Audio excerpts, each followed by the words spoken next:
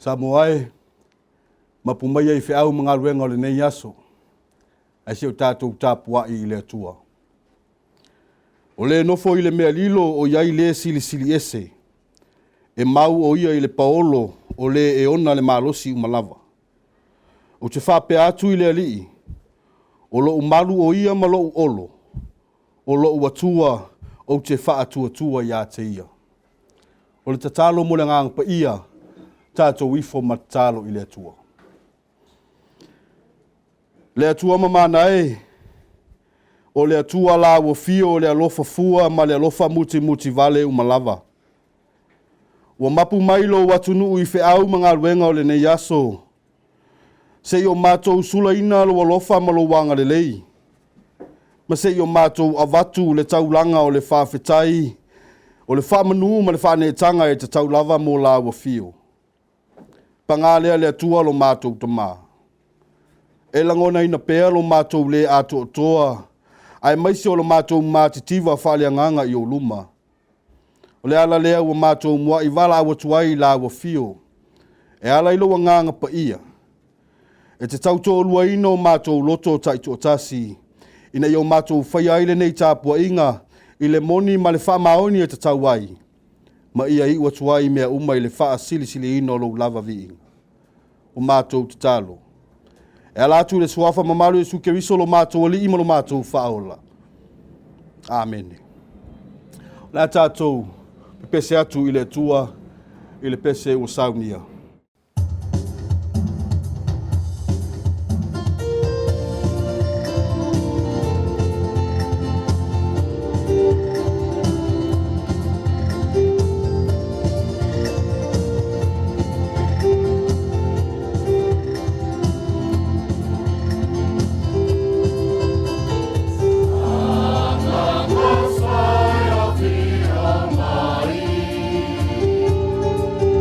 What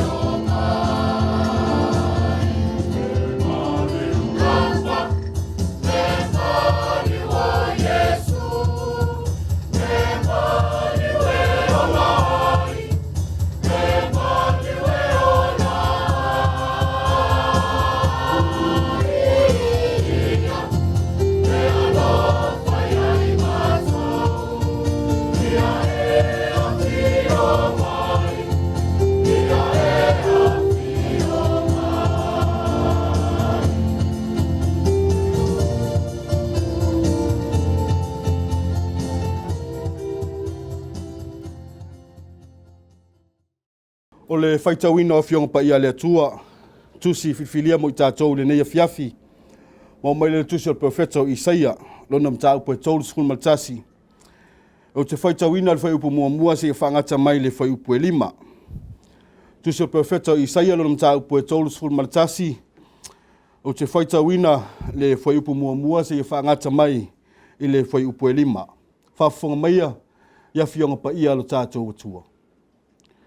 O i tālofa i e o ifo i ai kupito, e sa ili ai le fesoasoani.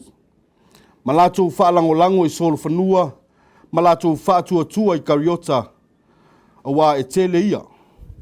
O whaatuatua foi i e tie i solo whanua, a wā e matua marolosi i lātou. A wā lātou le whaalangolango i le paia o Israelu, ma lātou le sa ili i le li. Ai poto lava o ia, e whaao e ia le leanga, e le whaafoisia mai e ia na fionga. Ai tūla i atu ia e tau male a inga o e wāmi o leanga. E tau fo i mai e fesoasoani i e whai mea leanga. O ai kupito tangata lava i lātou, e le o le atua. O lātou solfanua fo i o tino i lātou, ai le o anganga. E whaaloa loa e le li ilo na a ao, o na tau suaia i lea o e fesoasoani mai. E pā u fo i e ua maua le fesoasoani. E whaatau whaumatia i lātou malava. A wāolo whaapea o na whetalai mai o le li a te au. E pei o na ngu o le leona tānoa fo i lana mea ua sae ia. Pe a whaapoto ina leo mamoe to tele e fasi i a te ia. E le fefe ia i a lātou alalanga. E le matau fo ia i lo lātou to tele. E whaapea o na fio ifo le li o au, e tau ona o le maunga o siona, o lona lava maunga. E pei o na ofo o whatai o manu ia lātou tama, e whaapea fo i ona whaama maluina o Jerusalema, e le li o au. O loo whaama maluina, malavea ina, o loo whaasau ina, ma whaao laina. Tusi whiwhilia mai le whianga inga fou, mau mai le tusi o Iakopo, nona mtaupu mua, o te whaitawina le whai upo e lua, se e whangata mai le whai upo e lima. O usoe, ia o tau manatu, o le mea e fia tele ai pe a maua o tau o tofutofonga ese. Ina ua o tau i loa, o le tofo ina o lo o tau whaatuatua e tupu ai le onusai. Ia atuatua fo i le ngā luenga le onusai, ina ia atuatua ma ia sao ona le lei ai o tau. Ia le ai se mea e tasi e mativa ai. Ai a whai walei se poto i so o tou, i nā ole atu ia i le atua. Le fo ai tele mai i tangata uma, ma le toe tau ta ua. Una fo ina mai ai lea i a te ia. A ia ole atu, ma le whaatua tua, aua lava nei masalosalo. A wā o le masalosalo, e tusa ia ma le peau o le sami ua sou i le matangi, ma fe lafo ina. Whamanuia mai le atua e ala le tātou whaitau, ma whaalongolongo ia na fionga pa ia. Ma ia tū maua tupea ia te ia, lona lava vi inga, nei se ia o le whaavavau lava. Amene. O le launga le swafa mamalo le atua le tamaa le alo, ma le angang pa ia. Amene. Ia maua le matua o le launga ma le tusi sa whaitauina mai le whianga inga fou. Ia kopa o lona mtaupu mua.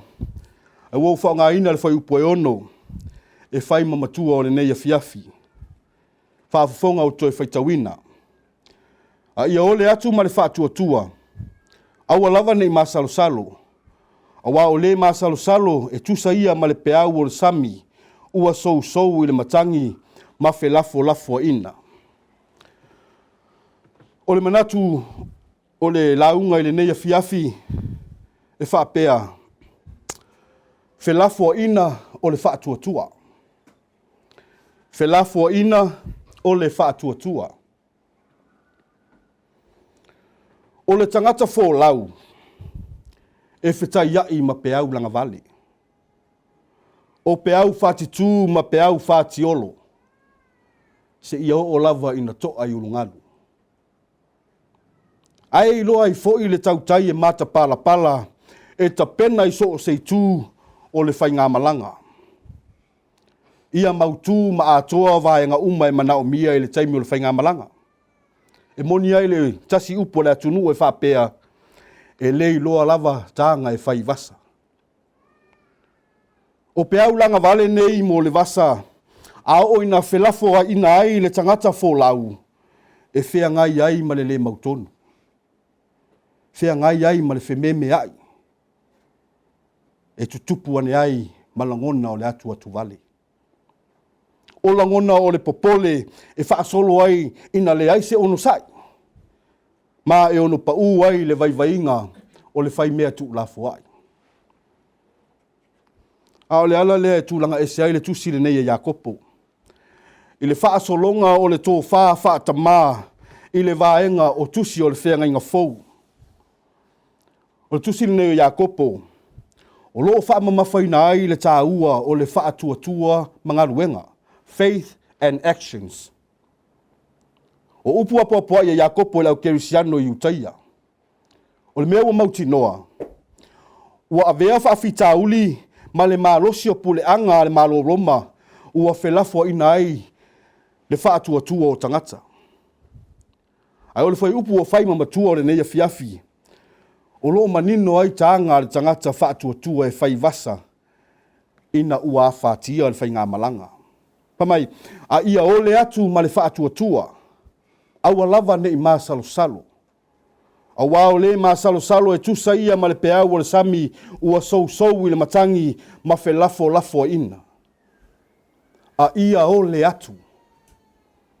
O le ngaluenga e o whaatasi ma le whaatuatua. A ole nā tura o le tangata e tari tonu i le alofa tu noa o le atua. O le whaonga ina o le upu ole. O lo i tono le matua, o lo i le vaenga o le ngangana, o se whaatonunga. O le whaatinonga e tatau o na whaia le tangata. A o le whesili, ai se au o whaapea ai le mai le ngā o le toi ina i ana upu apo ai. Sila fia le leia Iakopo. Wa amata o na li liu ese, mafuri tua tangata i le tala le lei. Ua maua i le wha loto lua. Tangata ua maa salo vale. Ua muli ma wha o so ina i tu ina naunga o le lalolangi. Le ala leo le wha maa losi o Iakopo.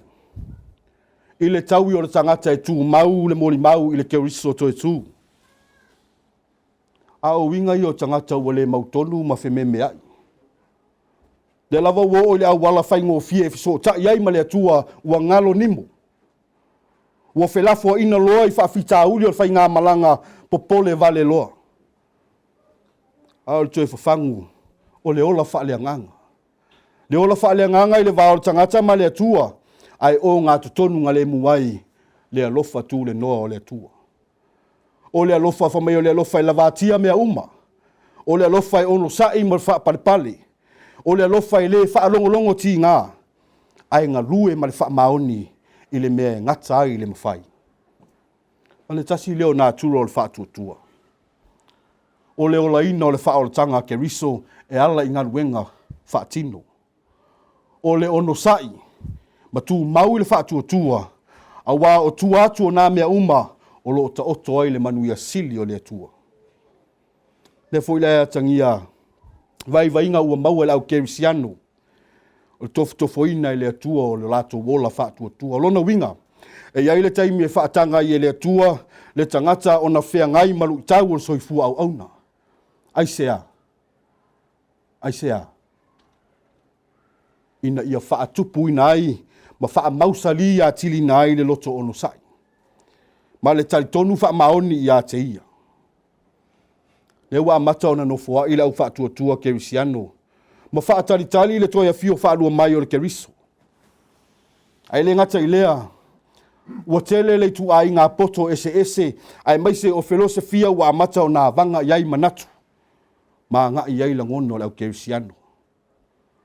Ua whailea maala ua manatu ai e le to iai se fio wha alua mai o keriso. Le atua e tu ua wanoa i le tangata. O le tangata e manu malo i pe aulanga vale o le vasa. A o le tali atu foi o le tangata whātua i le alofa tu awanoa o le atua o le whaatino o ngā ruenga le lei mo le atua. O ngā ruenga e a fua mai le loto ma lou tari tonu ma le atua toa o lou tari tonu ma le wha maoni o le whātua ua mauaa i le atua. E mana o mi ai le tapena le lei. Tapena e ala i le fusi o le sulu ngā titi o le mafaufau ia whautauta. Ma ia atoa le wha moe moe le alofa tu noa e molia mai e Yesu Keriso. E ave i sei nai, le wha loto loto lua, ma le loto masalo salo, pe ona whai mai ei lo tātou matua. E fōringa wha apea se ata o lo o momoli mai, i le vaenga o le tusi o le profeta Isaia, mai le whianga inga tuai. O fōringa mai ai, ua whaalango lango yuta, i le malosi whaafitafita o nuu tua oi. Ua tō sina le whaatua i mea e vaai e mata. O mea e maua ma toe mau atu. Ai ua whaatua na i le atua. Le atua no lātou wosi whiangainga. Ua fōringa mai ua sui tūlanga ma wha mua le tamau a inga o ai kupito ma asuria ai ngalo le atua. Ua le aise o la whaalango lango i le atua. Ua le ole i le atua i tu aso e whelafo ina ai le whaatua ai ua pei ai kupito ma asuria o ni atua ia i lātou. Tālo whae. Tālo whai le alofa wha maoni o le atua. Tālo whai le alofa tau muli muli o le atua. Ai ua whai lava le loto le tangata. Ua tuu mamaina ma ua ave mamaina i o lātou loto mo lātou mafaufau. Ua liliu ese tangata mai le whiangainga i le avea i o lātou ma nuu filifilia o le atua. Ai ua vanga le tō whā ma ua i o lātou loto i tāpua inga whapaupau. Nala leo le wha malosi o le profeta o Isaia. Tau mawhai ina ia whaasa o loto mai tangata mai lea vai vainga. E ui lava ina fuli mai tua o tangata ma leo siusitai. Ai o le alofa o le atua e le i mapu tau longolongo. E le i muta fo i le wha manatu e ala iana profeta. Ina ia fo i le atua ma li liu e se mai a lātou wa mi o leanga. Peitai. O le loto maa ma le le fia whaalongo. Ua o mai ai le tua sao le atua. Ua o ai le whaatawhia ino yuta i Papelonia. Ua ngalo le atua sa lātou wosi whiangainga. O le atua lava lea na te toe whaasao loto ina mai i lātou. Ua wha moe moe i atua wha pau pau. Ua wha moe moe le malosi wha fita fita o malo te tele ina ia wha wo iai e mau ai so lātou whesosoani. A ua le wha tua i le atua o le na te wha fo isia lo lātou malosi. Moli maua Isaia. E le ono o le wha alia ma le wha taunu uina o le tua saa o le atua. Ai o le wha tua i le whiau o le wha oratanga. Se i tau atu i ona tangata o le atua e pule au au i mea uma. Samu ai malau wha fonga anga i le neia fiafi. O lea fo i se wha manatu o le tala le lei mo i tātou. La tātou whai ngā malanga wa amataina le nei tausanga. O le wha tua e whelafo ina pea i le peau o le vasa i le malanga wha le wha tua. Au wha manatu mai a fionga pa ia le atua. Ia tu mau le talo. Au ngani i le atua. Au ane i ngalo. E le aise se kone. E le aise mi nute po se i tūla e ngalo ai i tā ua i le atua. Ko le afo iso tātou toa anga i le lotu ma whai mea uma. E le o se pāpupuni le nā i whaafita uli o le soifua ma le ola. E lu i tau ina pea i tā ua i aso uma ma taimi uma. E whita iai ma puapua ngā. E whita iai ma whao so songa le fili e le moe. Ia ia tātou mana tua. A o whelafo ina lo tātou whaatua tua. O lo tātou iai whaatasi ma le atua. E pei foi ona iai o le atua mo Israelu i le taimi o le tāwhianga. O le fina ngalo ao ai a le atua ma le lu i tau o le ola taritonu ina ia tātou iloa o na whaalango mea uma ia te ia. O tele suinga wa iai ni lalolangi i nei vai tau a me se fo le nei soifuanga. O le tai whaana e mai o le poto ma le ata mai whaanei o na pō. O suinga e ono tō sinango fia ai o tātou loto. Ma avea maala e sui ai la tātou vaai, ma sui ai fo i ma la tātou whaalongo, ma se ai la tātou whaamua mua. Te leo whaafita uli wali ai mai, ma losi o whala au whaasaina. Sauwanga i to tonu o ainga, o le wheloto wai o tangata. O whainga le ti Apollo e tau mawhai, e toso mai ai tātou mai le lofatu no le atua, ma lana whaasino manga, mo lo to soifua ma lo tātou wola. O whaaloto loto lua ai la tā au nanga ma la tātou tua, mo le atua ma lona finangalo. Ai o whaamanatu leo le tala le lei mo i tātou le neia fiafi. Tu mau, ma pipi i mau le umaya o le whaatua tua, ai whaia whaapewhea. E ale lo tātou sa ili i le atua. Sa ili i le atua i mea uma o taimi uma maaso uma o lo wola. Tuli vai i le atua i le tatalo. Whaatonga ma le loto ma walalo. Tātou te o i lumo le atua. Ma lo tātou ngau i ma lo tātou whaatau waa. E whaatumuina i le nganga o le atua. O lo tātou vai o ina. E mawhai ai o na tātou whai o so se mea. E mawhai e o tātou whaatino ina lo tātou walawina ma au auna e whai alona finangalo. O la le perfecto Isaia, e pei o na ofo futai o manu ya lātou tama, e whaapea foi o na whaamamaluina o Jerusalema e le alii o au. O loo whaamamaluina ma lawe ina, o loo whaasauina ma whaolaina. O le alofa whaatamaa. O le alofa whaatamaa leo le atua, malo na alofa lawe ai mo Samoa. Whaavai le atua Samoa. O le anawatau ma le mautau ave, ua ilonga aisi o tātou watunu. O le atunu na to tofina e le atua. O manu whaaifo mailangi e ala i le valo anga na whanua. O le tātou whaasino manga lava lea mai le atua. Ua whai ai tātou ma whanau o le atua. Ua whātau ina i tātou e whaima na mea tō tino. Ua walau ina i tātou e le atua o le na whaia i tātou. O le ala lea tātou te le to e popole ai lava. Pe atu vale ai se mea i tasi ai sea. Awa e iai whaatasi le atua ma i tātou i taimi uma, maaso uma. Ia tau lai la tātou wa ai. Mata otolo tātou whaatua tua i le atua. O ia na te tai alaina ma whaatonu tonu folau la tātou sāvalinga. Ia whaatua tua i le atua, malo nā lofa tū le noa. E manu iai o tātou whaiva. O Yesu Keriso lava, na matua whelafua ina lo na whaatua tua e pe au vale o le laulangi. No lātou tau mawhai e vavao i le alofa tū no le tua peitai. O lona soifua ato toa, ma lona maliu, ma lona toi tū, o fōlinga o le tangata, na tū maulo na whaatua tua i le alofa lawe ai o lona tamau i langi. Lea ua mauai i tātou leo lai whaavavau. Pe a tātou tū maupea i le whaatua tua, ma le whaamaoni. Ia i le tua le vi inga nei se iau i le whaavavau lava. Amen. O la tātou toi pese i le tua, i le pese u saunia.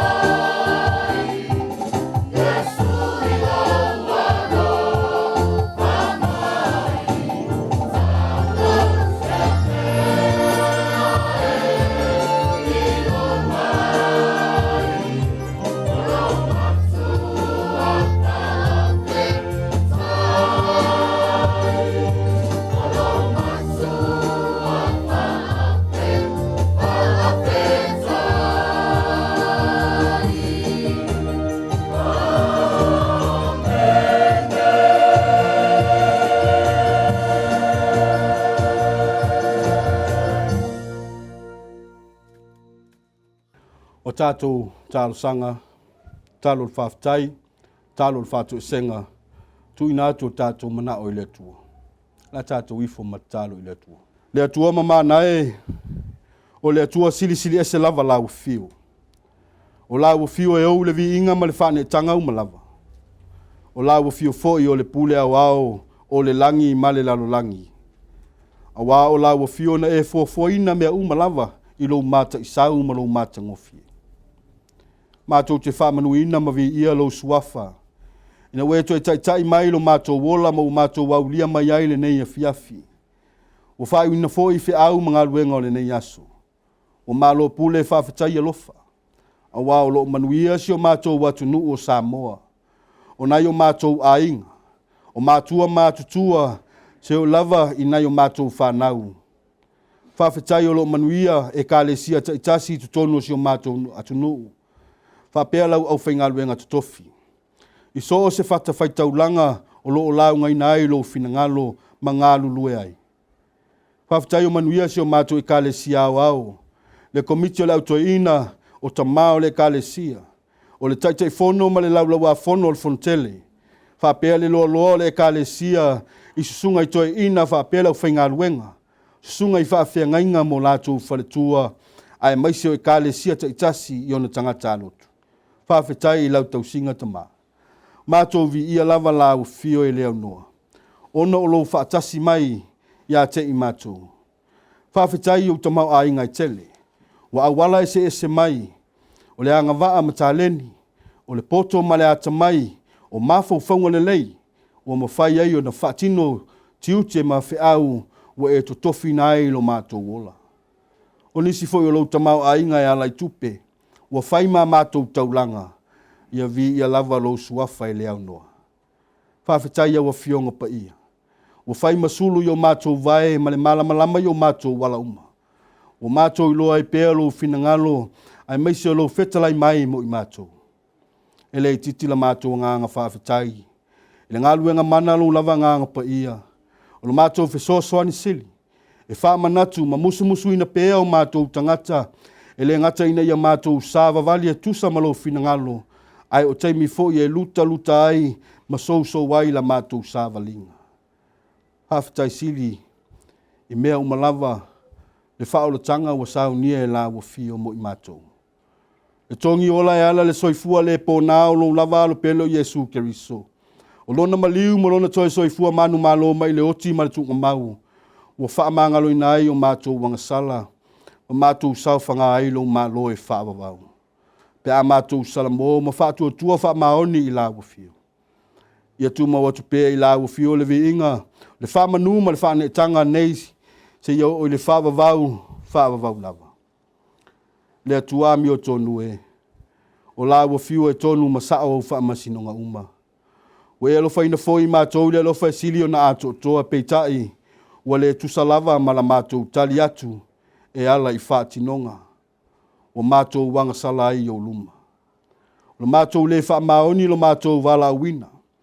O tofi matiute we e tofia i mātou e ngā lulue ai. O le mātou wola whaatamala ma le ola whaatala le o mātou tiute. O na o le whaapalapala ma le whaavaivai. Mea foi wale atu o tōna mātou whaia. O na o le mātou vaivai ma le mātou valea. O mātou le whaongaina ma le tatau o tā leni ma ngā waa e foi ina mai mo i mātou. Wanga sala i mātou. Le mātou tau ma mau malau o fio i le tele o taimi. Wa vea lea mawa noa e manu malo ai le whao so songa le fili ya te i mātou. Mātou te talo i lau fio te maa. Wha mangalo i mātou. Wha mangalo lo mātou manatu wha pito i lo mātou lava le lei.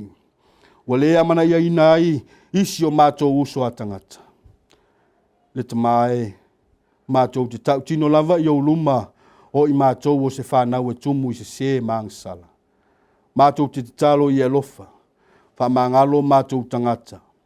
Ia vea le toto na whamalingina i le sātauro ma le maliu o Yesu Keriso e māngalo ai o mātou se uma.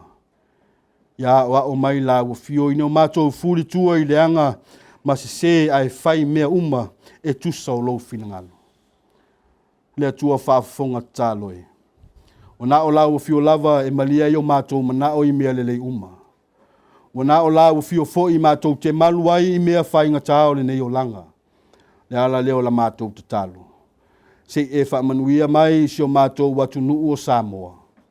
E nai o mātou a inga, o nai ta māmati nā mātutua, ua pula pula la ngoto le lao le soifua, ia tausia pea e la ua fio lo lātou ola. Whaamanuia nei o mātou a inga o whenga iai mga luenga. Ai maise, o nei a mātou whanau, le whenga iai o i lātou maua onga. O ngā luenga maso se matātāwa e tu tofi ngā lulue ai. Mātou te talo tamā. Ia foa i pē la ua fio le o lama le mālosi, e whaatino ina ai tiute ma whaiva o whenga iai. Mātou te talo mo lupe whaalele a inga o nuu ma e kālesia. Whia lava se vai panoa o ngā lulue ma whenga iai maua onga, whaapea taalonga, mātou te ai oi la ua fio tamā, ia tapua au ina le soifua ma le ola o lau whanau. Whamanuia la ua fio i lau e kālesia au au. O le taitai fono, o le sui taitai fono whaapea le komiti o lau toe ina. Whaapea le taitai fono ma le lau a fono o le fono tele. Le loa loa o lau e kālesia i susunga i toe ina mo lātou whaletua, whaapea susunga i whaafia ngainga mo lātou whaletua, ai maise o e kālesia taitasi ma ona tangata lotu. Mātou te talo mo au whaamanuianga i lau kolisi whaafaife au i mālua. Le susunga i tamāpule whaapea susunga i whaiaonga mo lātou whaletua ma ainga. Alo fangia fo i e lau fio alo mo whanau, o lo wa o tauina i totono o lau kolisi. Ia maua pea lo lātou ono sai, e whaatino ina ai le ola walauina mai lau fio. Ia whaamanuia lau fio i le au aunanga lau TV, ia maua pea lo lātou malosi. Mātou ai oi lau fio tama, si e alofa ma whaamanuia si o mātou watunu o Samoa. Whaamanuia i ona taitai, mai lava i le whaululunga, i le ao le malo se i o atu i le kāpeneta, whaamanuia i pisinisi taitasi, ai maise o whaululunga mtanga luenga ese. Ia iai le manuia o lau fio tama. Alofangia e lau fio o mātou motu tua oi o le Pasifika. Ia iai lau whaamanuianga. Whaamanuia le whainga maloa ni usila, ai maise o mātou wau mawai i le nei atu nuu, ia pui le soifua o tangata anu. Mātou manatua le laulangi vevesi.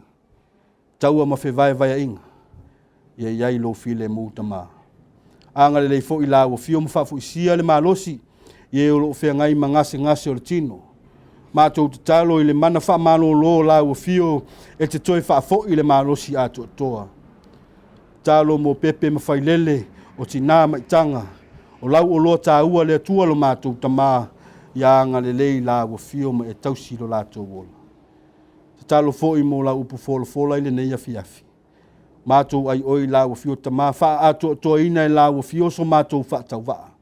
Ia wha lau tele ina ma wha malama ina atili e lau fio sa mātou tau mawhainga. Ina ia mātou manino i lau finangalo mo i mātou. O mātou talo ia tama. Whaatasi ai matatalo i le loto o le tangata lava ia.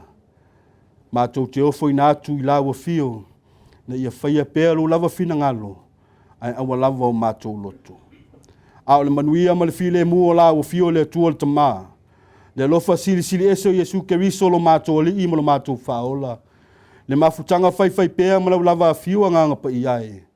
Ia tu mau mai lea i o mātou lunga, ma lunga o si o mātou watu nu o Samoa ma le lalolangi atoa. Nei se ia o i le whaavavau lava. Amene.